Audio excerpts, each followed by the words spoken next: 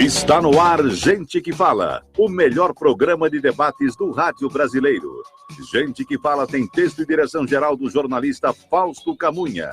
Gente que Fala reúne de segunda a sexta-feira formadores de opinião para discutir as principais notícias do dia. Gente que Fala tem o selo de qualidade ABCOM.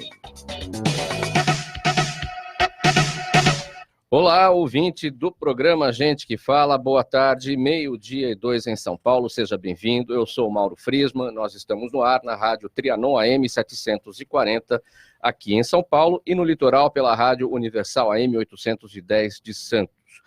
Você nos vê aqui pela câmera dos estúdios da rádio Trianon, nas redes sociais, no Instagram e também no Facebook. Eu te convido para curtir as nossas páginas na internet, ouvir os nossos podcasts no Spotify e acessar o nosso blog, é o gentequefala.com.br. Participe por telefone, fazendo perguntas aos nossos convidados de hoje. Os números são 3289-3580 e 5052-5555.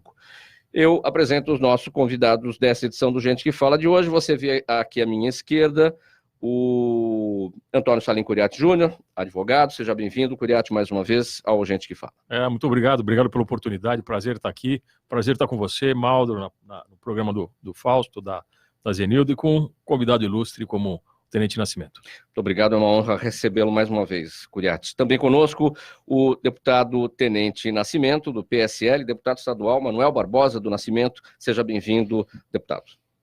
Olá, ouvintes da Rádio Trianon, nosso programa Gente que Fala, e aqui se fala muito. Mauro, nosso amigo, já tivemos a oportunidade de trabalharmos juntos na Assembleia Legislativa. Isso mesmo. Curiati Júnior dispensa até, né, a apresentação, né, porque o pai, né, é um decano que muito nos ensinou naquela casa de leis, na Assembleia Legislativa, do qual eu trabalhei na assessoria lá por mais de 24 anos, e ele sempre com aquele cumprimento gostoso, né? Saúde! E aquela cruzinha, fala assim, tá tudo bem? Tá tudo bem. Você não vê ele, em nenhum momento ele estava sempre alegre. Bem-humorado. Sempre bem-humorado. Às vezes nós até tinha alguns problemas nossos do dia a dia, mas quando chegava lá, eu falava, pô, eu não tenho nenhuma condição de ficar triste, porque olha aí, ó, nosso deputado amigo Salim Curiati. Parabéns pelo pai. Muito obrigado, deputado. Uma honra estar com o senhor. Uma honra estar aqui presente hoje nesse programa. É recíproco. E eu acrescento aqui, ele fazia uma reclamação que eu achava justíssima, essa reclamação, a falta de rodinhas nas cadeiras do plenário, porque aquelas cadeiras, eu vou falar uma coisa, sim. É um peso danado. Eu lembro na última posse dele, velho Curiati ficava mais pesado ainda. Ele pegava no pé do Barros Munhoz, acho que na época, ele brigou bastante com isso, acho que no dia da posse, inclusive. Figura. Exatamente. Fizeram uma lá, parece que tiveram uma lá, eu não sei se foi por reclamação, tem uma bem na frente lá que tem essa, é a única que tem essa questão aí das rodinhas, porque eu falo, tem que ficar arrastando aqui, não dá para fazer mais isso, né? Vamos lá, gente, é o nosso primeiro tema de hoje. Tramitando em regime de urgência na Assembleia Legislativa do Estado de São Paulo, o projeto de lei que cria a Patrulha Maria da Penha busca oferecer um conjunto de ações integradas para ajudar nas medidas protetivas para as mulheres vítimas de violência doméstica. O programa deverá atuar de forma integrada com as polícias militar e civil, com advogados, assistentes sociais e psicólogos, que farão visitas periódicas às mulheres que sofreram ou estejam sendo ameaçadas por esse tipo de violência. Deputado Tenente Nascimento, como é que funciona a sua proposta? O que o senhor argumenta na justificativa desse projeto de lei? A justificativa é uma justificativa importante pelo seguinte motivo. Quando nós, então, trabalhávamos ainda na ativa, né, e de repente nós encontrávamos esse tipo de ocorrência, né? A desinteligência familiar e a agressão à mulher, que é a agressão à família como um todo. Porque quando o agressor agride a mulher, agride os filhos, que se existe, toda a família agredida, né? E quando nós levamos a ocorrência ao distrito policial, até a delegacia, então chegava lá, fala tudo o que aconteceu. Só que quando você começava a falar que você pegava o agressor, conduzia também ao distrito e colocava numa sala separada, colocar numa sala em separado, não era nem ainda, propriamente dito, no regime fechado. Aí ela já mudava o discurso. Olha, não, se ele vai prender ele, e vocês vão fazer alguma coisa com ele e tal, não sei o quê. Então, nós começamos, vendo isso, desculpe, e em vendo essa situação e trazendo para os dias de hoje, em que isso está numa crescente, né, agressão à mulher, aí nós começamos a verificar que as ações que o governo está tomando, dentre elas ações importantes, precisamos, então, acrescentar medidas protetivas para essas mulheres. E o que é acrescentar? Porque 52% das mulheres não denunciam. E as que denunciam têm essa dificuldade, recentemente, hoje não vi uma notícia, eu não soube precisar qual realmente a cidade, onde 2 feminicídios, né, e de ex-companheiros, de mulheres que fizeram denúncia, aquela coisa toda. Então, o que visa a patrulha é um programa que tem no governo do estado do Rio de Janeiro, tem no estado da Bahia, tem no Mato Grosso, e na capital nós já temos a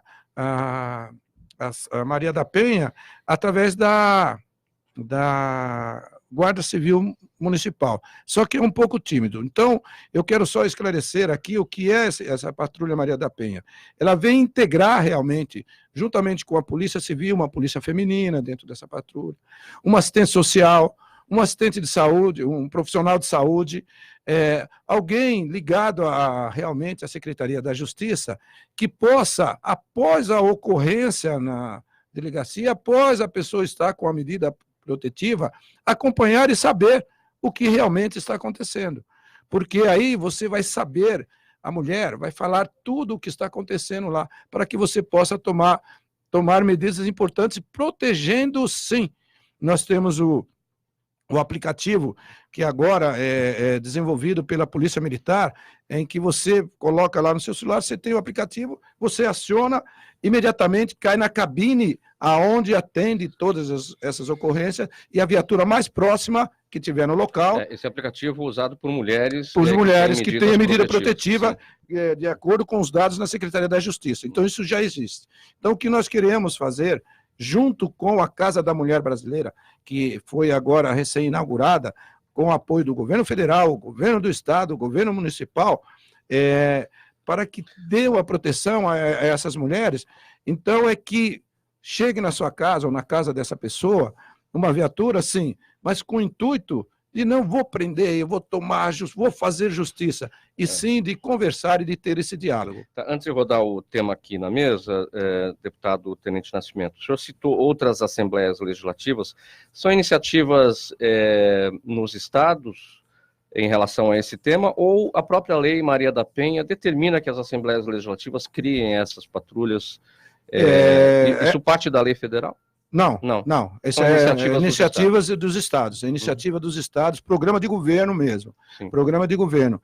Porque quando você conduz uma pessoa à delegacia, ou então atende um chamado como esse, uma medida protetiva, você vai até o local, vai lá buscar a pessoa, ou tratar com o agressor. Então, não é simplesmente você chegar lá e vou prender, vou te levar daqui. E como é que eu faço para voltar para casa? Como é que eu vou fazer para voltar para casa? Então, quando você tem um diálogo de um psicólogo ou de até uma pessoa, um jurídico, que nós vamos integrar todas essas secretarias que já estão realmente num programa importante de medida protetiva para a mulher. Curiati, sua avaliação sobre esse tema. A pauta é de extrema importância. Eu tenho uma amiga que é a promotora de Justiça, a Gabriela Mansur, e que é baluarte nesse tema, e conversando com ela, e na vida, eu cheguei, é muito chocante, a primeira vez que você começa a ter contato, eu com 20 e poucos anos, andando na periferia e tal, e você chega numa casa onde, na noite anterior, o indivíduo chegou chapado de cachaça, estuprou a mulher, e acorda de manhã, quebra todo mundo de porrada, e no dia seguinte ela apavorada. Aí, vindo nisso, vê a Lei Maria da Penha, mas a iniciativa do deputado é instrumentalizar e permitir, e regulamentar e normatizar a ação do Estado para que a Lei de Maria da Penha funcione efetivamente. Então coloca o cara, a medida protetiva, 200 metros de distância. Beleza, mas aí ela tem medo de denunciar. Agora se passa um psicólogo lá, um assistente social, olha para o filho, vê se ela está com roxo, né? Alguém experimentado. Exatamente. E tal, e faz essa função para tirar o medo que essa mulher sente. Porque eu cheguei a fazer situações horrorosas, e a colocação do deputado é a proteção à família. Você não agride, você agride a mãe, né? E acaba agredindo a criança, e que essa criança tem transtornos psicológicos e psiquiátricos que vão se refletir no seu crescimento, no seu amadurecimento. Então, é bastante importante, a gente torce muito para que ande e que seja rapidamente implementada. Para falar agora da presença com a gente do Misael Antônio de Souza, advogado, empresário, especializado em produto controlado, meio ambiente e saúde pública. Misael, mais uma vez, bem-vindo ao Gente que Fala. Tudo bem. Tudo bem? Obrigado mais uma vez pelo convite. Prazer encontrar o nosso grande defensor, Tenente Nascimento, e o amigo eterno Culiatti. Em debate aqui, o projeto de lei 961 de 19 do deputado Tenente Nascimento, que trata da criação da Patrulha Maria da Penha. Sua avaliação, Misael? Urgente. Tem que ser implantado urgente e esperamos, deputado, que o senhor obtenha quórum necessário para aprovação lá.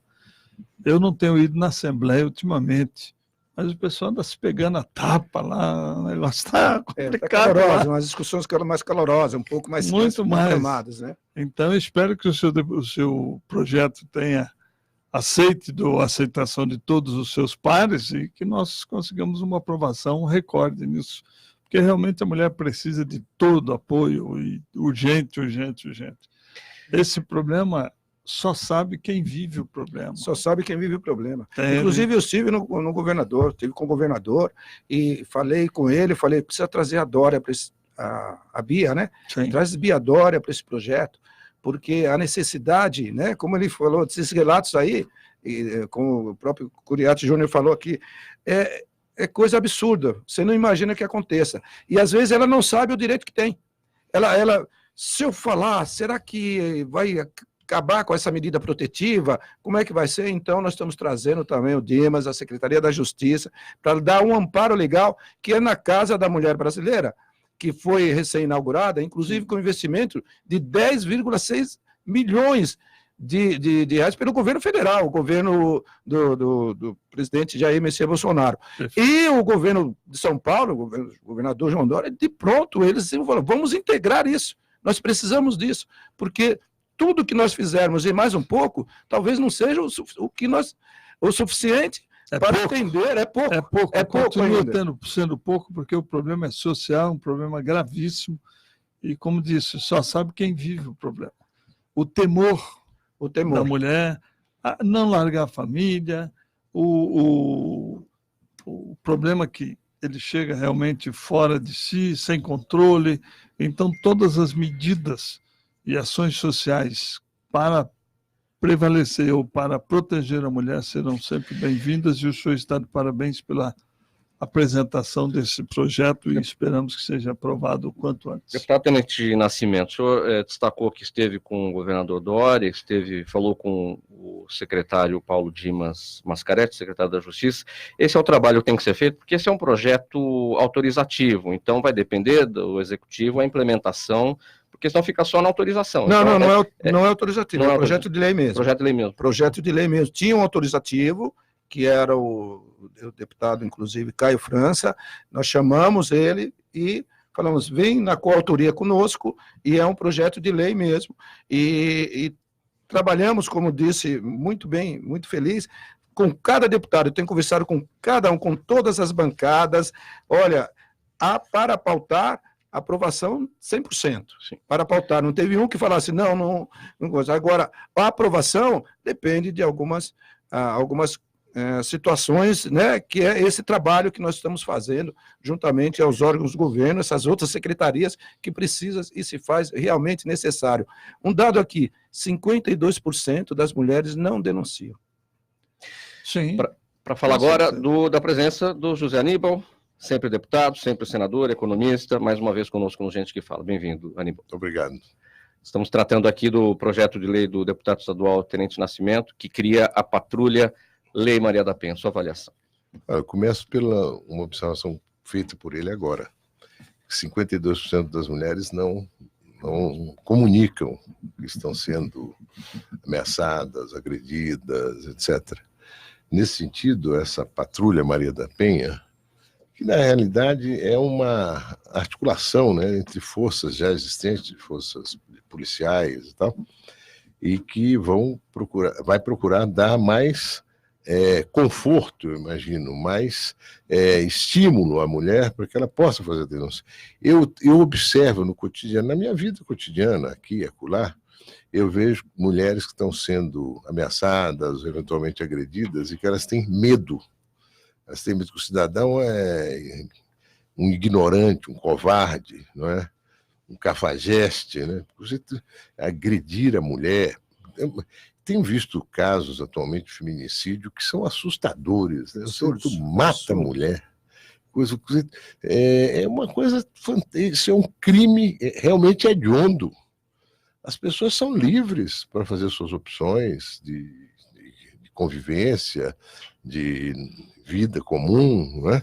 É que ele, senador, não encara a parceira como uma mulher, ele encara como uma propriedade dele. No fundo é isso. E que ele tem o poderes plenos e fazer e acontecer. Agora, o Brasil tem que realmente dar um salto nessa direção. Não é possível que a gente continue todo dia vendo, e mais da metade sequer comunica, a situações que são terríveis, de agressão e tal. E não é um caso que configure exatamente isso, mas uma pessoa de rua, uma mendiga, que foi pedir dinheiro para um rapaz que tem uma empresa, então, o sujeito tirou um revólver, matou a mulher e continuou andando. Esse sujeito, ele é um perigo público. Ele devia ser recolhido e olha, soltar um sujeito desse é uma ameaça tremenda para a sociedade. Outro dia eu vi um caso de um que foi solto, porque a legislação permitiu a sua soltura, ele foi lá e matou alguém. Quer dizer, realmente parabéns pelo projeto e que ande com essa celeridade, né, na Assembleia Legislativa e que seja aprovado. A Assembleia Legislativa de São Paulo precisa voltar a ter um protagonismo maior ainda mais no maior estado do Brasil. Eu só completando aqui a palavra do senador, 52% não denunciam. E as que denunciam não conta tudo. Tem isso. Sim, porque ela tem medo da represália. Tem medo da represália. Com certeza. E as que contam, quando entram na medida protetiva, elas contam a metade. É aí onde acontecem esses casos graves, como citado aqui pelo senador, que não tem nem qualificativo para essas pessoas, esses agressores. Não tem nem qualificativo, né, senador? Não, é uma coisa absurda. Bom, vamos seguir aqui no nosso próximo tema.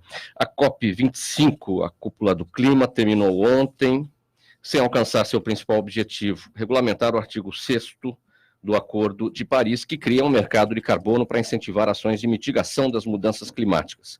O Brasil foi o principal bloqueador do consenso, pois usou as reuniões bilaterais com países desenvolvidos para pedir dinheiro como contrapartida. Representantes de diferentes partidos qualificaram a tática brasileira como uma chantagem imatura. Eu quero ler aqui um tweet do ministro do Meio Ambiente, Ricardo Salles. Ele postou ontem às 9h10 da manhã, ele disse o seguinte: COP25 não deu em nada. Países ricos não querem abrir seus mercados de crédito de carbono, exigem medidas e apontam o dedo para o resto do mundo, sem cerimônia, mas na hora de colocar a mão no bolso, eles não querem. Protecionismo e hipocrisia andaram de mãos dadas o tempo todo, disse o ministro Ricardo Salles no seu tweet. Senador José Aníbal, o ministro Ricardo Salles está dizendo justamente o contrário, que ele jogou a responsabilidade para os países desenvolvidos que não querem adquirir aí os créditos de carbono para mitigar suas ações de poluição. Ele jogou a responsabilidade para os países desenvolvidos, inclusive agora cedo em entrevista também dada já. Pois é, o ministro Ricardo Salles, ele é absolutamente errático, né? E inconsequente, porque aquele fundo, que era bancado basicamente pela Noruega, mas tinha presença da Alemanha, etc., ele denunciou aquele fundo. Era um recurso gerido por uma diretoria do BNDES, não era por ONGs, organizações não governamentais. A diretoria do BNDES é que liberava os recursos vinham para essa diretoria, constituía um fundo e fazia-se aplicação em ações de monitoramento, em ações de rastreamento, enfim. E eu mesmo falei aqui no programa várias vezes. A Noruega tem um fundo de petróleo que tem 1 trilhão e 200 bilhões de euros e que permite a eles serem donos de 1,8% de todas as bolsas de valores do mundo.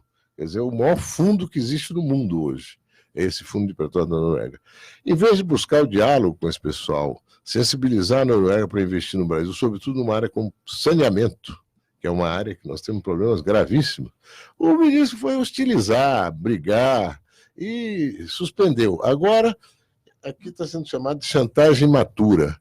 Acho que até um nome apropriado. Ele é um imaturo, tentou fazer chantagem, o pessoal não aceitou. Isso aí é negociação, senta na mesa e negocia.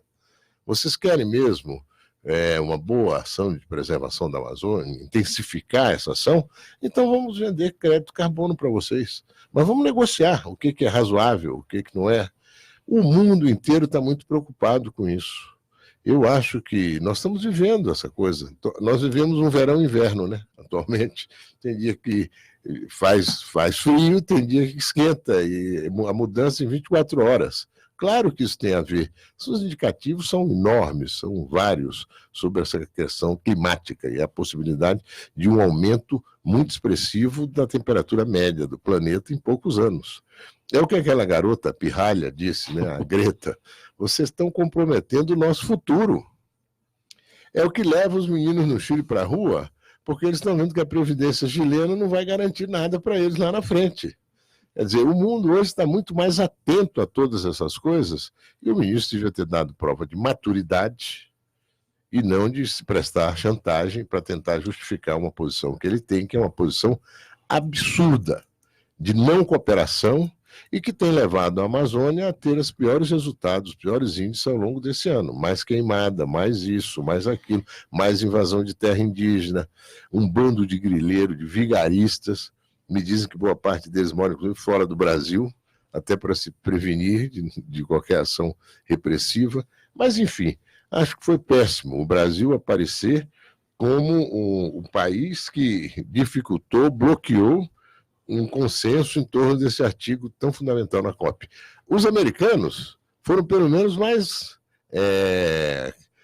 um absurdo a decisão desse Trump, mas ele decidiu, vou sair da COP. Saiu da COP.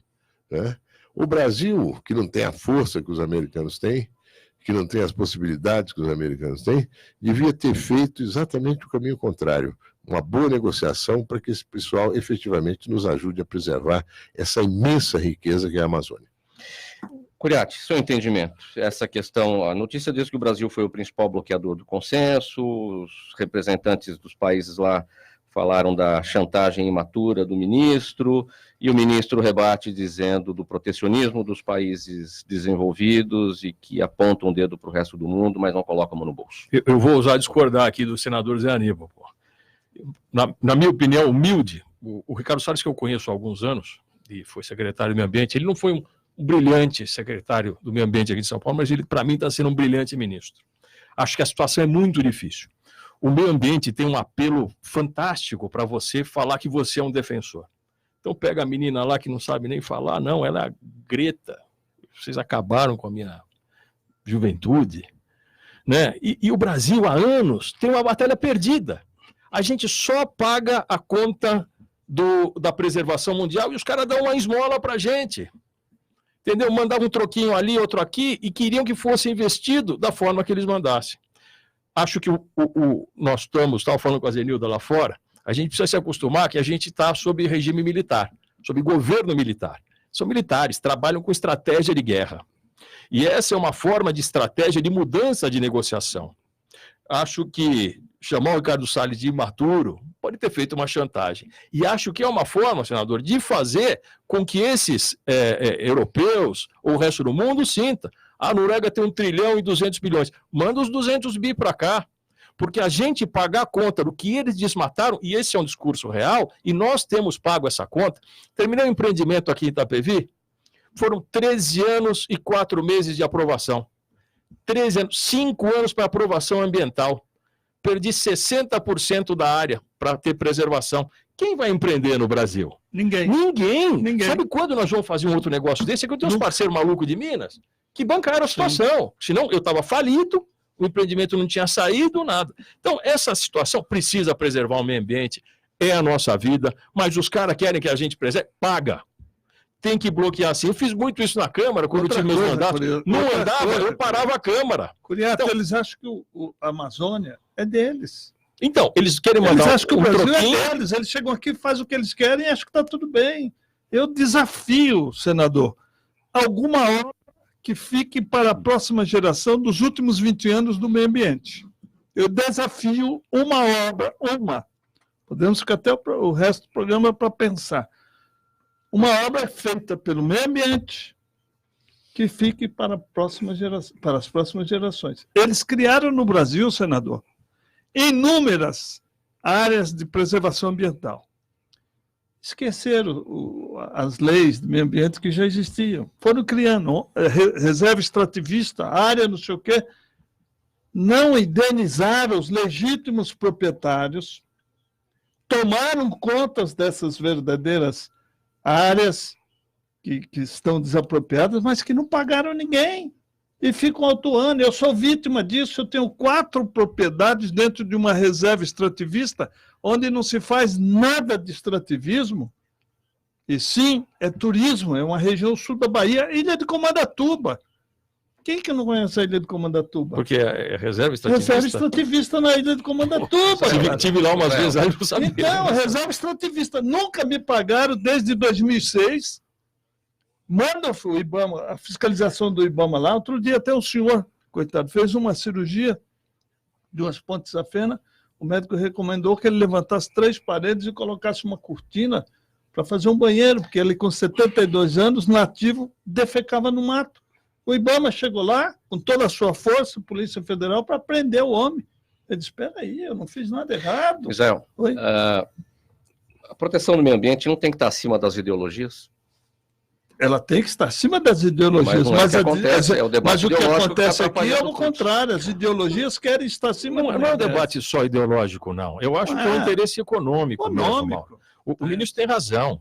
É o protecionismo ambiental. Eles cortam lá e a gente preserva aqui e a gente fica com a conta. A gente não tem... Tá certo. Vamos preservar. Eu sou a favor de preservar. Quem não é a favor? Mas manda a grana pra gente, nós estamos quebrados. Somos a favor. Mas o Aníbal falou que a grana vinha pela... Vinha mais molinha. Um trido, mais molinha. E aplicado do meu jeito. Posso? Porque o senhor já está na ideia. O que eu ia dizer é o seguinte. Essa história de que eles degradaram as florestas deles, etc. Essa gente viveu, foi contemporânea, digamos assim, da Revolução Industrial. Perfeito. Então, o que eles queimaram de madeira para fazer carvão, o que eles exploraram de recursos naturais, o que eles fizeram é o que eles têm hoje. Né? Ajudou-os a serem países desenvolvidos, europeus, sobretudo. Europa, não a Europa do leste, mas a Europa do oeste. E os Estados Unidos também fez a mesma coisa. Fez inclusive com os índios, né? Muito mais violência do que foi praticada aqui pelos portugueses com relação aos indígenas. Eles todos reconhecem que a colonização portuguesa, com escravidão e com a ação com relação aos índios, perto do que os americanos fizeram, é pouco, né? E, de fato, os americanos entraram e devastaram tudo que foi necessário. Mas eles hoje fazem políticas fortíssimas, inclusive de reflorestamento. A Alemanha é campeã nessa matéria. Os franceses, a mesma coisa. Então, para que a gente não chegue à situação que eles chegaram, tem que preservar. E torna esse potencial... Vamos falar de 2 coisas. A Amazônia é de uma riqueza extrema, extraordinária. Todo mundo sabe disso, inclusive do ponto de vista de produtos, enfim. É possível fazer uma preservação da Amazônia e melhorar a qualidade de vida dos 20 milhões de brasileiros que vivem na Amazônia? Claro que é. Claro que é. Agora, outra coisa são esses códigos. Eu também participo de um empreendimento que levamos exatamente 13 anos para fazer tudo de acordo com a legislação. Sem nada paralelo, dentro do que determina a lei. E eu já fiz essa reflexão com gente da área, dizendo, olha, isso tem que ter procedimentos mais ágeis, mais rápidos. Isso é uma questão de burocracia nossa, com a lei que tem aí, mas se nós tivermos uma burocracia eficiente, você reduz a metade esses prazos, ou até a mais. Deputado Tenente Nascimento, o senhor concorda com essa política de crédito de carbono? Eles compram lá, mandam dinheiro para a gente aqui, para ter uma licença para poluição, para não proteger o meio ambiente lá na Europa. O senhor concorda com essa política? Eu acho que o Júnior, né, o Júnior foi o mais feliz na colocação. Eles pagam uma quantia insignificante.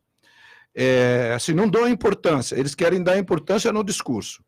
Concernente ao ministro, da fala do ministro, eu quero, inclusive, aproveitar o gancho aí, ele foi, assim, uma linguagem que ele quis mais fácil de se entender. Concordo que tem que haver o diálogo, mas se nós não irmos para cima, não vai acontecer. Eles não estão interessados em que, não, eles estão interessados em continuar com a mamata, vamos dizer assim, aquela coisinha fácil e tal, e ainda dizendo para nós que é o que nós temos que fazer. E não é eles que vão dizer o que nós temos que fazer. Nós temos aqui pessoas, temos aqui competência, nós temos bons ministros, boas autoridades no assunto que possam realmente trazer importantes projetos para dizer a eles o que nós vamos fazer. Dentro da nossa soberania. Eles querem ao contrário. Olha, eu estou te ajudando um pouquinho aqui, posso ajudar mais, mas eles querem dizer o que nós temos que fazer. E essa realidade não condiz. E o ministro Salles é um dos ministros importantes do governo Bolsonaro. Eu tenho ele como... Eu conheço também um jovem que, sim, está realmente desempenhando muito bem o seu papel como ministro. O que eu queria registrar, meus amigos da mesa, é que foram criadas no Brasil aproximadamente 350 unidades de conservação, totalmente desnecessárias. Fizeram para proteger a companheirada, fizeram para pegar recursos do governo federal, e o governo federal liberou esses recursos. Conclusão, essas 350 unidades de conservação não foram desapropriadas em decreto, sem número até, foram desapropriadas sem apresentar plano de manejo, que a lei exige, foram aprovadas sem as audiências públicas que a lei exige. Hoje nós temos 350 problemas em todos os estados da federação, que se fôssemos regularizar isso, só de indenização aos proprietários legítimos daquelas áreas, daria em torno de 370 bilhões. Isso me disse o próprio Ricardo, que eu estive com ele, que nós estamos querendo saber. Eu comprei uma área, paguei, tem escritura, está registrada. Você chega falou a respeito disso aqui. Você chega e me desapropria, não me paga nada, e se diz, dono, que diabo é esse? Então eu desafio estes ambientalistas que estão por aí, me dá uma obra que eles fizeram, ou um trabalho que eles fizeram que vai servir para a próxima geração. Porque os que eu tenho visto, nenhum serve. Você quer fazer uma pastagem, você tem que ir no braço, mesmo. Bom, porque senão não vai. Para finalizar esse tópico, Curiati, sai na COP26 esse acordo? Esse consenso em relação a esse acordo de Paris? Eu não sei, mas nós estamos no caminho certo. Eu acho que o Brasil tem que peitar mesmo, tem que obstruir, tem que fazer dessa forma. Se sai hoje, sai amanhã, se vai apanhar mais um pouquinho, o Ricardo Salles tem apanhado bastante. Nós ainda temos muita área de preservação. Eu acho só, Curiati, é que essa questão de soberania da Amazônia é complexo de vira-lata. É óbvio que a Amazônia é brasileira. Mas eles não querem que seja. O maior latifundiário é o dono da Red. Sabe a raquete Red? Eu sei. Mas eles têm não sei quantos milhões de hectares. Mas o Brasil pode ir lá desapropriar. Pronto. O Brasil pode ir lá, a soberania do governo brasileiro pode ir lá desapropriar. Não tem problema, mas aí os caras mandam a grana pra gente, a gente não tem grana. Mas enfim, o que eu estou dizendo é o seguinte. A gente fala a mesma coisa, soberania, só mandar mais dinheiro. Soberania, eu não tenho a menor dúvida disso. Agora tem que negociar. O problema é esse ambiente. Você acha que é uma forma de negociar, senador? É uma forma de negociar. Agora, é uma forma extrema. E os caras podem reagir de forma extrema também, então deixa para lá. Não é? Eu prefiro muito mais ir no limite e obter o melhor acordo do que dizer, olha, não tem acordo. Negociar tudo bem, senador. Negociar é a saída. mas não entregando o país para mas eles. isso, imagina, você não está imaginando que eu quero entregar o país. Eu nasci em Rondônia, eu conheço profundamente a Amazônia. Perfeito. E sei o que fizeram em Rondônia, certo e errado. Né? Rondônia hoje, ou você organiza mesmo aquele negócio e está se tentando, ou você vai devastar o estado mais promissor do Brasil. É o segundo ou terceiro produtor de café, até eu me surpreendi. Não sabia. Rondônia. Leite é uma bacia leiteira fantástica. Né? Tem recursos hídricos extraordinários. Enfim, é um estado realmente promissor. Vamos lá, gente. Próximo tema. Aprovado pelo Senado Federal na última quarta-feira, o pacote anticrime está pronto agora para ser sancionado pelo presidente Jair Bolsonaro, mas os parlamentares já esperam vetos, já que o projeto foi desidratado em relação ao original do ministro Sérgio Moro. 2 pontos considerados cruciais: a prisão após condenação em segunda instância e o excludente de ilicitude não foram incluídos. Ontem, o presidente Bolsonaro anunciou que irá vetar o trecho que aumenta a pena para crimes contra a honra, injúria, calúnia e difamação cometidos na internet. Misael, o presidente Bolsonaro considera que a internet é território livre. Então, por isso que se fala no veto desse trecho. Você concorda com ele? Eu concordo com ele, acho que é livre, sim. É o único canal que nós temos, porque nós estávamos aí todos subordinados a uma grande rede nesse país, ninguém podia falar nada. Então deixa, já que existe liberdade de expressão no país, que seja livre a internet, que se fale. Eu acho que está de acordo, concordo com o presidente. Curiati. A internet 100% livre. E vetar, vem cá, né? Aumentar a pena para crime contra a honra é falta do que fazer. Foi mal do Congresso, hein? O Congresso estava indo até bem, né? Tem melhorado a atividade, tem feito com legitimidade um trabalho. Eu acho que cresceu bem. Acho que a figura da presidência da República, que impõe respeito, tem feito o Congresso agir com mais legitimidade. Agora, nessa do pacote, a gente sabe que tem, mas agora, para mim, era imprescindível o excludente de ilicitude. Se você pensar com a cabeça de um policial, que você sai na rua, ganhando 2 pau por mês para tomar chumbo no peito, e você se trocar tiro com um vagabundo, e se ele for menor de idade, você está ferrado ainda, porque a bala perdida só sai da arma do policial. Não sai da arma do traficante, não sai de lugar nenhum. Se você não tiver isso, nós estamos ferrados. Entendeu? O governador está botando polícia na rua. Eu moro no Morumbi, naquele inferno, e eu tenho visto muita viatura na rua. Vizinho de Paraisópolis, né? Isso, mas falta política de segurança. Falta política. A ostensividade melhorou, mas precisa ter uma política de segurança voltada ao policial. E um desses itens era o excludente de ilicitude, onde não é que ele podia matar à vontade, como a mídia prega, não. É agir no estrito cumprimento do seu dever legal, mesmo sem o risco de ser processado, pô. Então, paciência, é um pontinho pro Moro. Agora, gosto muito, todo mundo é apaixonado pelo Sérgio Moro aqui, mas justiça, ministro, não é só crime também, viu? Precisa olhar o Fórum Civil, os tribunais de justiça aqui, pô, tá arregaçado, hein? E o que haveria, então, por trás, Curiati, dessa intenção de aumento da pena para crimes contra a honra cometidos na internet, essa vontade dos parlamentares? Na verdade, acho que seria uma mudança no Código Penal, né? Eu não vi o texto todo, né? Mas às vezes vai aumentar a pena para alguma coisa, querem colocar um mote para dizer que o Bolsonaro age com fake news, que ele põe, que os filhos fazem, essa besteirada aí, que não leva a nada, que não adianta nada, que não resolve a vida nem ajuda na vida do cidadão comum já preso dentro de casa. José Aníbal, o que você acha? E você acha que o presidente deve vetar esse trecho? Não, primeiro, eu sou totalmente favorável aos 2 pontos que foram suprimidos. O excludente e a prisão e a segunda instância. Isso aqui está na prisão após segunda No microfone, por favor, senador. Prisão após segunda instância está na Constituição.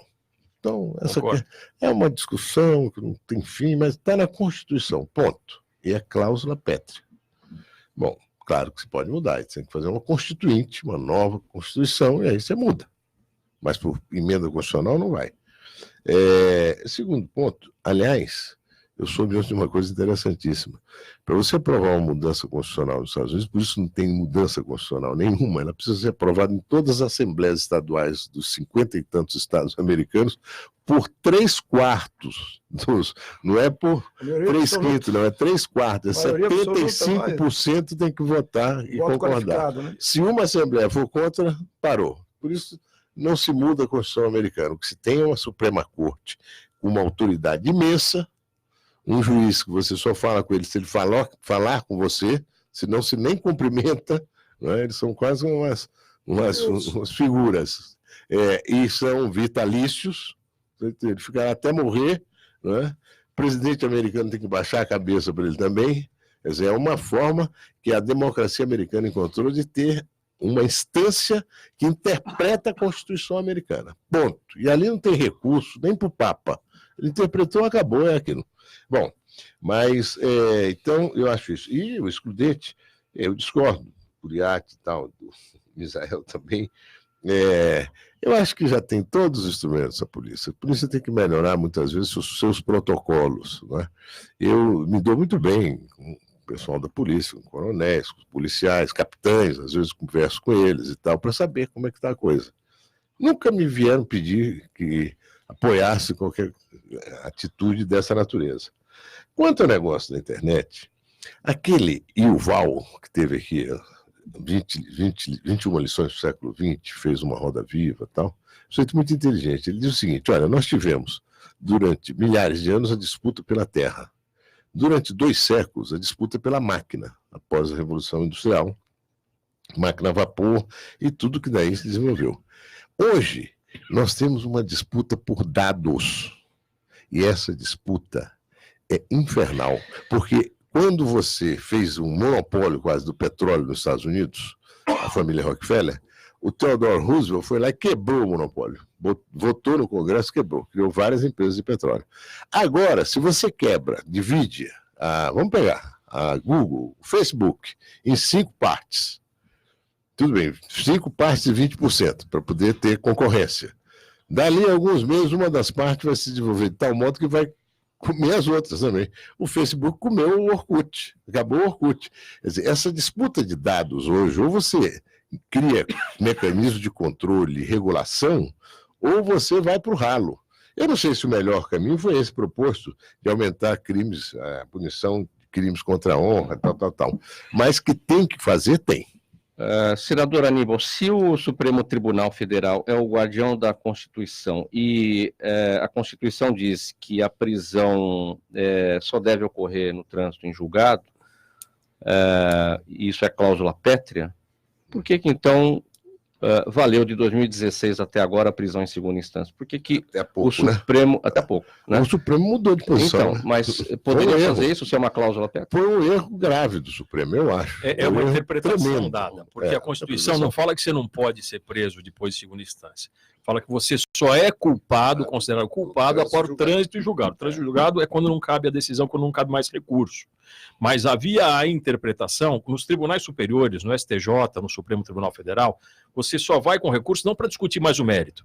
Toda a instrução já foi feita, toda a colocação de provas, as discussões, o princípio da ampla defesa, só vai em recurso especial ou extraordinário, contrariando lei federal, contrariando a Constituição ou em caso de haver alguma nulidade. É isso. Então se considerava que a presunção de inocência, onde você só pode ser considerado culpado depois do julgamento definitivo, com um julgamento no duplo grau de jurisdição pelo tribunal, você perderia essa presunção da sua inocência. Você já teve toda a sua garantia da instrução de primeira instância, foi julgada por um colegiado num tribunal de justiça ou num tribunal regional federal, dependendo da natureza do seu crime, e a partir daí você perde essa sua presunção e poderia ser decretada a sua prisão, né? Embora você não seja em definitivo considerado o culpado. Era essa a interpretação que existia, é o que eu entendo também, né? A Constituição não proíbe isso, e essa interpretação que dava. Então essa proposta, essa PEC do deputado Alex Manente, se ela avançar e vier a ser aprovada, vai ser contestada, ela vai ser contestada no Supremo. Há outras circunstâncias que você pode resolver isso. Você altera o Código Penal,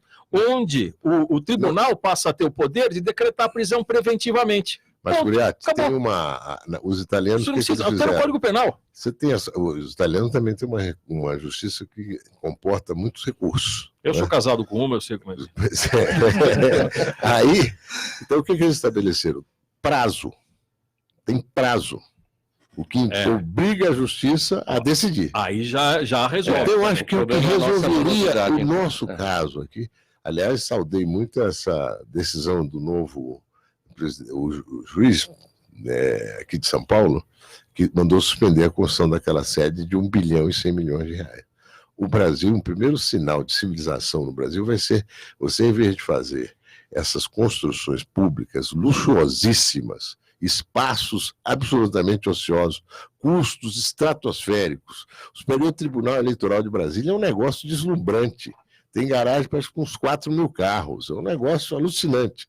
Faz isso nos equipamentos públicos, faz no hospital.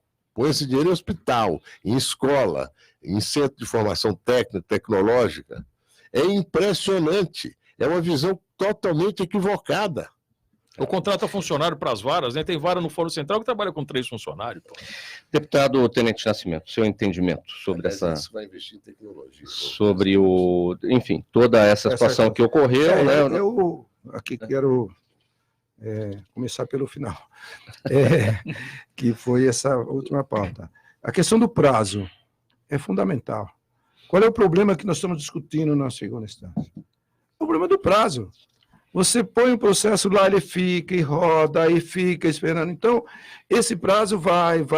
Os processos, né, gigantescos, agora que estão digitalizando os processos, não é isso? Entrou agora os processos digitalizando para que você tenha, pelo menos, uma condição melhor para analisar. Então, essa questão do prazo é importantíssimo, que nós tenhamos tecnologia para que possa ler um processo e que ele venha a ser colocado rapidamente para a decisão final. Essa é uma questão que, por isso que nós estamos escutando a segunda, a terceira, a quarta, sei lá, e o direito de ampla defesa tem que ser preservado. Não importa, seja para o Pedro, para o João, para o Mané, não importa, não é por causa do presidente, é por causa daquilo, não é isso. Isso, milhares de pessoas estão esperando lá uma decisão e não acontece, porque nós não temos hoje ainda a agilidade, ou os prazos estão aí, vai. Até os advogados usam esse jargão aí. Perde a ação, mas não perde o prazo. Perde a ação, mas não perde o prazo. Mas será que é só isso que eles estão esperando de nós? Isso é uma situação. A segunda da internet. Eu acho também a internet, eu acho que o presidente está muito correto, porque a internet é um mundo que você divaga lá, poxa vida, às vezes, inadvertidamente, eu conheço pessoas deputados, que quem cuida é a assessoria ali diretamente daquele determinado da internet. Daí você coloca lá uma ação que você nem tem conhecimento, aí você vai responder por isso. Eu não estou falando deputado, mas tem outros profissionais de outras áreas. Você vai responder. O remédio contra a injúria, calúnia e difamação na internet é o bloco, né? Bloqueou, pronto, acabou. Pronto, ou você me bloqueou. Claro, o que você falou para mim não justifica. E quanto à excludente de ilicitude, olha lá, gente, vamos ter, né? Não estou falando que, como disse o Curiati Júnior, vou chegar, vou fazer, vou matar. Ontem nós enterramos mais um policial. Os caras estão com um fuzil. Tomou um tiro de fuzil. Tomou um tiro de fuzil. Agora, se você está vendo lá um camarada armado com um fuzil, e o outro também foi ferido, mas graças a Deus está fora de perigo. Estão atirando com um fuzil. Você vai ficar esperando o quê, meu amigo? Olha, uma florzinha, uma bandeira da paz. Não, você tem que reagir, você tem que defender a sua própria vida, não só a vida do terceiro, como os nossos policiais, enfim. Então, tem que ser olhado com mais carinho, é apenas isso. Próximo tema aqui, um assunto mais local. 3 estações do monotrilho, Sapopemba, Fazenda da Juta e São Mateus, da linha 15, prata do metrô, foram inauguradas hoje. Segundo o governo de São Paulo, o novo trecho, que deve beneficiar mais de 300 mil pessoas por dia, vai acrescentar 3,8 km à rede do metrô, totalizando com isso 101 quilômetros de extensão de trilhos, 89 estações agora, em 6 linhas diferentes. Curiati, São Paulo ganhou aí mais um pedacinho de mobilidade, né? Por favor, né? Que ande monotrilho, viu? Eu que sou da região sul e oeste ali, precisa do transporte. O governo chegou a fez o Rodoanel, fez outra etapa e tal, mas sem o metrô. Eu não gosto de monotrilho. Eu acho que foi um erro de avaliação feio, foi uma jogada mais de marketing para a Copa de 2014, está custando uma fortuna, tudo parado, né? E não monotrilho não é metrô, né? Ele não tem a capacidade do metrô, né? Mas já que está aí, né, tem que fazer, tem que tocar o pau. Realmente eu não sei porque custa muito dinheiro, precisa de um investimento violentíssimo, mas deveria ser a prioridade absoluta. Para quem não se lembra, Curiati, o monotrilho, ele é uma derivação, não sei como chamava, da época do Pico. Fura-fila. Né? Fura-fila? Fura-fila. Eu vou contar. Gente, isso, né? Eu era do PP. Eu vou contar. Sabe quem criou o Fura-fila? Sabe quem criou o Fura-fila? Não, quem me dera. Duda Mendonça. É o Duda, isso eu sei. Não foi ideia do técnico de transporte, não foi ideia de ninguém. Ali, então, né? ele, nas pesquisas qualitativas que ele tinha na mão, indicava que uma modalidade nova de transporte poderia dar um choque na eleição. E foi o que ele fez, ele criou e deu esse choque. Foi o Duda Mendonça. Nunca tiveram a intenção de fazer o fura-fila. Aquilo ali é um monumento ao desperdício, à imbecilidade de toda a campanha que foi feita na eleição do Celso Pitta. Um erro, inclusive meu. E feio, né, para falar a verdade. Né? Feio, horrível, que não era para nada. Ali então, você passa do lado do presídio para ver aquela porcaria que só bonito no papel. A fila degradou todo o entorno pelo qual ele passa. Degradou. Em vez de levantar... Acabou a Avenida do Estado. Bom, agora você tem... Não, degradou. Está desocupado ali no entorno da Avenida do Estado. Horrível. Porque os prédios que se constroem mesmo, relativamente próximo de lá, eles põem a área de serviço para o que vai acontecer com o entorno da linha 17, ali na Avenida Roberto Marinho, é um trecho em bairros nobres. O que vai acontecer mas acho que vai funcionar direitinho. Agora, deixa eu falar uma coisa sobre o fura-fila. Você veja a capacidade de um comunicador malandro, como era Duda Mendonça, hoje a gente sabe tudo dele. Né? Eu tive até um embate bom com ele na televisão um dia. Ele, arrogante como era, no segundo turno da reeleição do Mário Covas. Perguntaram, o Mário saiu com pouco, 18%, 20%, o Maluf quase com o dobro para o segundo turno. O Mário disputou muito o segundo turno com a Marta e o Rossi. Nossa. Acredita que a Marta quase, ele ganhou por 60 mil votos para ir para o segundo turno, o Mário Covas.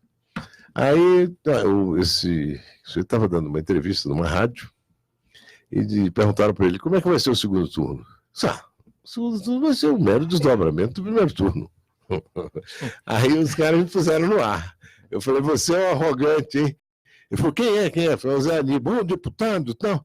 Eu falei, rapaz, se fosse mero desdobramento, não precisava ter. Né? Então nomeia o que saiu na frente o governador. Vai para uma nova eleição, as forças políticas vão se recompor, etc, etc. E deu no que deu, o Mário ganhou. E esse fura-fila, ele mexeu com o imaginário das pessoas. O que você quer? Você quer andar mais rápido. A menina do elevador agora mesmo estava me dizendo, eu moro em Sapopemba, mas o senhor sabe, embora não esteja, as aulas estejam, os alunos estejam em férias, o metrô está mais cheio. Deve ser porque as pessoas estão se movimentando, mas comprando, vendo e tal, Natal, né? Mas o fato é o seguinte, muito bom que São Mateus agora tem um metrô. São Mateus é um lugar, é um espaço geográfico de São Paulo muito ativo, muito vibrante. É uma cidade... Uma via só de escoamento praticamente que abateu bem, né? Exatamente. Agora... é torcer para que de São Mateus chegue à cidade de Tiradentes, que aí realiza plenamente a função. Eu conversei com o secretário de transporte à época, que fizeram a licitação desse trem aéreo, né? E eu perguntei, mas escuta, vai ter que ter capacidade de passageiro, né? Ele disse, não, tem 5 vagões, 140 ou 160, o que dá 800, 900 passageiros cada composição. É uma resolutividade alta para um negócio que anda lá em cima, né? Inclusive tem um lado que você olha e você não vê nada, né? Eu fui uma vez lá, você tem vontade de não olhar para o lado que você não vê nada, olhar para o outro só. Mas está funcionando muito bem, eu acho que não vai... Isso foi amplamente testado, tem uma linha de teste lá em Sumaré Hortolândia, onde a empresa que fornece tem a fabricação. Espero que realmente conclua e dê muito certo, porque vir da cidade de Tiradentes para São Paulo, que não seja por um transporte de massa, como é trem, metrô, veículos aéreo e tal, é um sofrimento. Vir de Sapopemba, vir de São Mateus, você já leva... Pois é, o pessoal da Zona Sul reclama muito, mas estão bem servidos relativamente. Não tem metrô lá. Porque agora vocês têm... tem várias conexões, tem a Lilás, tem isso, tem aquilo outro. Eu acho que a Leste... Não, porque a Leste também é a maior população Sim. de São Paulo, né? Mas, olha, eu sou a favor de acelerar todas essas obras. Tem Leste 1, O pessoal Leste da 2, Norte, né? o pessoal da Norte estava todo cheio de expectativa com aquela linha que vinha passando, vem lá da Freguesia do Ó, vem lá da Casa Verde, passando ali pelas universidades, aqui pelo Mackenzie, Pacaembu e tal, e vindo até São Joaquim. Aquela linha é espetacular. É Ela foi importantíssimo. parada porque todo mundo estava na Lava Jato. Agora parece que vai funcionar, que os chineses adquiriram a linha e vão tocar. Vamos ver. Zé Aníbal, sua despedida. Acabou o programa. Foi ótimo ter chegado aqui, ainda que atrasado, né? Eu espero que ainda tenha algum programa antes do final do ano. Se tiver, certamente eu vou pedir para vir, para desejar um bom ano que vem a todos e um bom Natal a todos também. E aos participantes da mesa, que foi uma mesa, como deve ser, né? De debates bons e educados, civilizados. Civilizados, democráticos. Obrigado, Zé Aníbal. Deputado Tenente Nascimento. Eu agradeço mais uma vez, Mauro, estar numa mesa como essa. O senador foi muito feliz, né? Uma mesa com Misael, com Curiate mesa Júnior, parlamentar, né? uma mesa Deputado parlamentar. estadual, um senador e um vereador. Vereador, Sempre. uma autoridade Eu estou jurídica. limpinho, já faz tempo. Perfeito. E quero me agradecer, só quero deixar... realmente, o Fura-Fila foi o símbolo do absurdo, né? O símbolo do prejuízo. Mas, graças a Deus, temos aí, esse é um projeto importante aí, que está vindo aí para o nosso povo. Eu morava lá na região de Sapopema, eu fico feliz que isso está acontecendo, e vamos em frente. Zé Aníbal, muito obrigado de mais uma vez estar ao seu lado. Eu quero dizer que você não chegou atrasado. O senador como Zé Aníbal raramente se engana. Então, obrigado. Misael, Curiate, Mauro e toda a equipe aqui da nossa Trianon, eu quero dar a vocês um Feliz Natal. E para você que está nos ouvindo aí na sua casa, que nos permitiu entrar, que Deus abençoe e que tenhamos um ano bom de grande progresso ao nosso Estado e à nossa nação. Muito obrigado. Misael, palavra final. Eu, como Curiate, moro no Morumbi, então eu queria só deixar no ar umas perguntas. Porque estão excluindo o combate da Polícia Militar como se a Polícia Militar fosse criminosa, como se a Polícia Militar agisse com arbitrariedade. Eu queria só saber o seguinte, é permitido vender bebida alcoólica a menores de 18 anos? Não. É permitido o menor de 18 anos, 12, 13, 14 anos, ficar na rua após as 23 horas? Então, o que existe lá na favela, o que existiu, é tudo contra a lei. É só aplicar a lei que a Polícia Militar vai ter sucesso e que não seja punido os policiais que lá agem. Está preparada para isso, Sim. para ter sucesso. Curiate, palavra final. Agradeço a vocês, a toda a produção aqui, gente que fala, Mauro, Fausto, Zenilda, a mesa incrível aqui. Para mim é uma honra, tá? Tenente Nascimento, senador Zé Aníbal, esse meu amigo, meu colega Misael. E a todos vocês também. Eu acho, só complementando o que o Misael, o governador errou. Afastar os 38 policiais ali. Claro que errou. Foi só para registrar. Contraprodutivo. Polícia Militar trabalhando muito essa manhã, no caso desses caixas eletrônicos que foram explodidos, um lá na Zona Sul, Põe o telhado de volta lá que eles vão ver que é bom.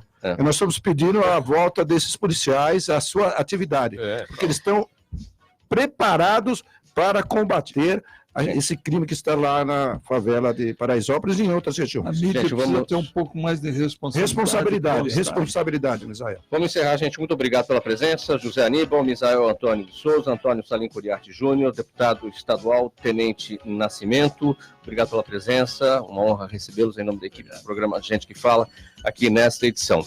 Na mesa de som e na gerência técnica da Rádio Trianon, Sérgio Souza, apresentação minha, Mauro Frisman, pauta e redação Pedro Esquiavon, diretora de produção Zenilda Salvato, direção-geral do jornalista Fausto Camunha, do outro lado do Gente que Fala, você ouvinte, a razão da nossa presença aqui todos os dias. Muito obrigado, tchau, até amanhã.